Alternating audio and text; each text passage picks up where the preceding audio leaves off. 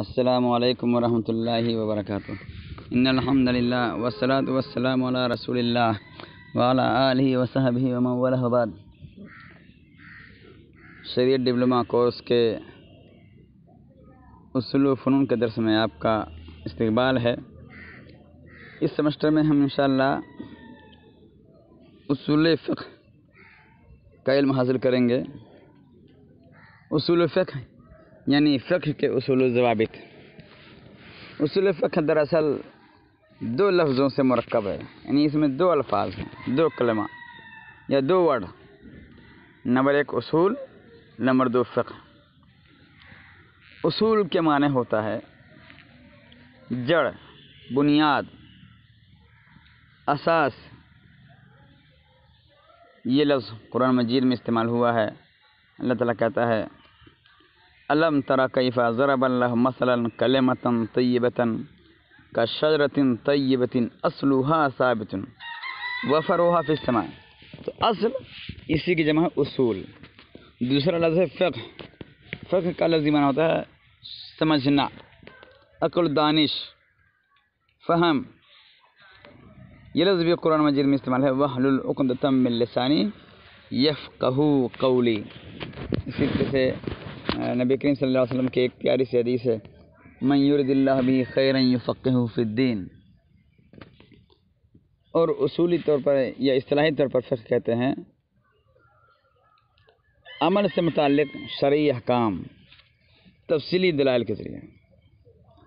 لیکن جب اصول فقہ کو ملا دیا جائے یا ایک فن کا نام رکھ دیا جاتا ہے تو اس کا معنی کچھ اور ہوتا ہے۔ کہا جاتا ہے کہ اصول فقہ ایسا فن ہے، ایسا علم ہے جس میں فقہ کے اجمالی دلائل سے بحث کی جاتی ہے اور ان دلائل سے کیسے استفادہ کیا جائے اس پر بحث ہوتی ہے، اور استفادہ کرنے والا کون ہے اس سے بحث ہوتی ہے۔ اصول فقہ میں جو سب سے بنیادی بات ہے کہ اجمالی دلائل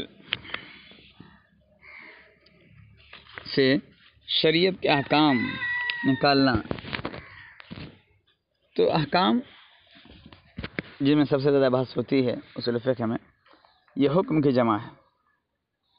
حکم مطلب اللہ رب العالمین کا یا نبی کریم صلی اللہ علیہ وسلم کا وہ خطاب جو ہم مکلف بندوں سے متعلق ہوتے ہیں، چاہے وہ مطالبہ ہو، چاہے اختیار دینا ہو، چاہے حالت بیان کرنا ہو۔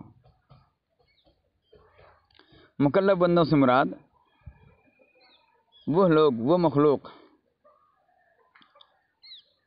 جن پر شرعی احکام نافذ ہوتے ہیں، جو اللہ تعالیٰ کے سامنے جواب دہ ہوتے ہیں، انہیں کو مکلف کہا جاتا ہے، مرد ہو یا عورت۔ اس میں سے چھوٹا بچہ، پاگل آدمی، مردہ انسان، یہ سب شامل نہیں ہوتے۔ مکلف جس کو شریعت کی ذمہ داری، شریعت کی تکلیف دی گئی ہے، شریعت کی ذمہ داری، جو شریعت کا پابند ہے، تو اس میں تمام انسان شامل ہیں۔ کچھ مخصوص لوگ ہیں جس سے مستثنیٰ ہے، جیسے میں نے بتایا کہ چھوٹا بچہ وہ مکلف نہیں ہوتا ہے، اور پاگل وہ مکلف نہیں ہوتا ہے۔ مکلف نہ ہونے کا مطلب ہوتا ہے کہ شریعت کے احکام، جو شریعت کے امور ہیں، اس سے نہیں کرائے جائیں گے۔ مثال کے طور پر نماز واجب ہے، چھوٹے بچے سے جو بھی 1 سال کا، 6 مہینے کا، 2 سال کا ہو، اس سے نماز پڑھنے کو نہیں کہا جائے گا۔ 3 4 سال کا، 5 سال کا، تو اس کو گناہ اس پہ نہیں ملے گا۔ اگر نماز نہیں پڑھتا ہے تو گناہ نہیں ملے گا۔ یہ الگ چیز ہے کہ تربیت دینے کی خاطر ماں یا باپ اس کو اپنے ساتھ رکھے رہے نماز میں، مسجد میں یا کسی اور جگہ۔ اسی طرح مجنون آدمی، پاگل آدمی سے اس کی پابندی نہیں کرائی جائے گی، تو یہ مکلف۔ جو شرعی احکام ہیں ان کی 2 قسمیں ہوتی ہیں، نمبر 1 تکلیفیہ، نمبر 2 وضعی۔ نمبر 1 تکلیفی، نمبر 2 وضعی۔ جو احکام تکلیفیہ ہیں وہ 5 قسم کے ہوتے ہیں۔ نمبر 1 واجب، نمبر 2 مندوب، نمبر 3 حرام، نمبر 4 مکروہ، نمبر 5 مباح۔ واجب کسے کہتے ہیں یہ سمجھنے والی بات ہے۔ ہم ہمیشہ تقریروں میں اور جلسوں میں، خطبوں میں، وعظ میں، درس میں سنا کرتے ہیں کہ چیز واجب ہے یا حرام ہے۔ تو واجب اور حرام کا کیا مطلب ہوتا ہے، مندوب یا مستحب کا مطلب کیا ہوتا ہے، یا جائز کا مطلب کیا ہوتا ہے، وہ سمجھنے کی بات ہے۔ تو واجب یعنی جس کو شریعت نے کرنے کا حکم دیا ہے لازمی طور پر، یعنی جسے لازمی طور پر ادا کرنا ہوتا ہے۔ مثلا نماز کا پڑھنا ضروری ہے، واجب ہے یہ، تو لازمی طور پر جسے کرنے کا شریعت نے حکم دیا ہے اسے واجب کہا جاتا ہے۔ جیسے نماز ہے لازمی طور پر ادا کرنا ہے، روزہ ہے لازمی طور پر ادا کرنا ہے۔ یہ الگ مسئلہ ہے کہ بعض حالات میں انسان پابند نہیں ہوتا ہے، انسان ناپاک ہے تو نماز نہیں پڑھے گا، ناپاک ہے تو روزہ عورت نہیں رکھے گی، تو اس طرح کے مسائل جو ہیں وہ الگ مسئلہ ہے، لیکن بنیادی طور پر اسے لازمی طور پر ادا کرنے کا حکم دیا گیا۔ حج ہے، زکوٰۃ ہے، یہ الگ مسئلہ ہے کہ انسان کے پاس مال ہی نہیں ہے تو انسان زکوٰۃ نہ دے، نصاب تک نہیں پہنچتا یا اس کی شرط پوری نہیں ہوتی ہے نا، تو الگ بات ہے۔ لیکن اگر نصاب تک پہنچ جائے مال، اس کے شرائط پورے ہوں تو لازمی طور پر انسان کو زکوٰۃ ادا کرنا ہوتا ہے۔ دوسری چیز ہے مندوب، جسے ہم لوگ مستحب بھی کہتے ہیں۔ اچھا، یہ جو واجب ہے اس کو واجب بھی کہتے ہیں، فرض بھی کہتے ہیں، فریضہ بھی کہتے ہیں، حتمی اور لازمی بھی کہا جاتا ہے۔ تو واجب اور فرض دونوں ایک ہی چیز ہیں، چاہے واجب کہیے چاہے فرض کہیے۔ البتہ امام ابو حنیفہ رحمۃ اللہ علیہ معمولی سا فرق کرتے ہیں دونوں کے درمیان، واجب اور فرض میں، لیکن معنوی طور پر، معنی کے لحاظ سے ایک ہی وہ بھی مانتے ہیں، تھوڑا سا فرق ہوتا ہے تعریف میں۔ اور مندوب کسے کہتے ہیں؟ مندوب کا دوسرا نام مستحب ہے، اسی کو سنت بھی کہا جاتا ہے، اسی کو مسنون بھی کہا جاتا ہے، اسی کو نفل بھی کہا جاتا ہے۔ تو مندوب، سنت، مسنون، مستحب یا نفل سب ایک ہی چیز کے مختلف نام ہیں، آپ جو بھی کہیں۔ تو مندوب یا مستحب یا سنت یا نفل کسے کہتے ہیں؟ جس کا شریعت نے تو حکم دیا ہو لیکن اسے لازمی طور پر نہ کرنا ہو، لازمی طور پر نہیں کرنا ہے۔ تو واجب کا تعارف جسے لازمی طور پر کرنے کا حکم دیا ہے، اور مستحب جسے شریعت نے حکم تو دیا ہو لیکن لازمی طور پر کرنے کا حکم نہ دیا ہو۔ اس کا مسئلہ یہ ہے کہ واجب کو اگر انسان کر ڈالتا ہے، واجب عمل کرتا ہے تو اس کو ثواب دیا جائے گا، اور اگر واجب کو چھوڑتا ہے تو گناہ ملتا ہے۔ لیکن اس کی الٹا مستحب یا نفل جسے کہتے ہیں، تو جو آدمی کرے گا اس کو ثواب ملے گا، لیکن نہ کرنے پر، چھوڑنے پر اس کو گناہ نہیں ملے گا۔ تو جیسے تہجد کی نماز ہے، شریعت نے اس کا حکم دیا لیکن لازمی نہیں ہے، لازمی طور پر کرنے کا حکم نہیں دیا ہے۔ چنانچہ اگر آپ تہجد کی نماز پڑھیں تو ثواب ملے گا، نہ پڑھیں تو گناہ نہیں ملے گا۔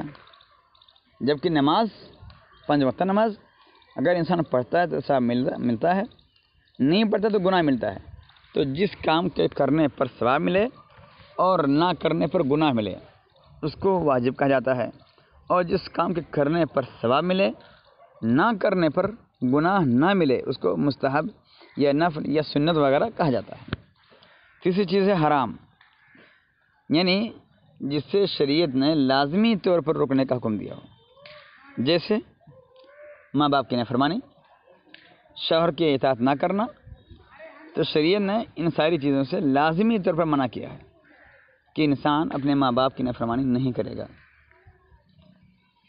تو اگر انسان ایسے حرام کام کا ارتکاب کرتا ہے، یعنی حرام کام کر بیٹھتا ہے تو گناہ ملے گا، اور اگر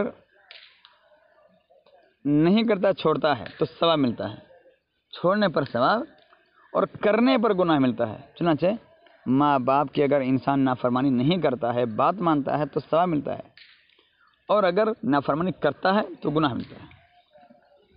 چوتھی چیز ہے مکروہ۔ مکروہ یعنی جسے شریعت نے منع کیا، جس چیز سے شریعت نے منع کیا ہو لیکن لازمی طور پر منع نہ کیا ہو، جیسے کسی کو بائیں ہاتھ سے روپیہ پیسہ کھانا وغیرہ کچھ بھی دینا، کوئی چیز پکڑانا بائیں ہاتھ سے، شریعت نے اسے منع کیا ہے، دائیں ہاتھ سے کرنا چاہیے۔ کوئی چیز انسان کسی کو دے رہا ہے تو دائیں ہاتھ سے پکڑنا چاہیے، پکڑانا بھی چاہیے اور دائیں ہاتھ سے پکڑنا بھی چاہیے۔ لیکن اگر کوئی بائیں ہاتھ سے پکڑا دیتا ہے تو گناہ نہیں ملے گا، تو یہ مکروہ ہے کہ جسے شریعت نے منع کیا ہے لیکن لازمی طور پر منع نہ کیا ہو، تو اس کے کرنے پر انسان کو گناہ نہیں ملتا ہے، ہاں نہ کرنے پر ثواب ملتا ہے۔ تو اگر آپ دائیں ہاتھ سے دیتے ہیں، دائیں سے پکڑتے ہیں، دائیں سے کچھ چیز لیتے ہیں، دائیں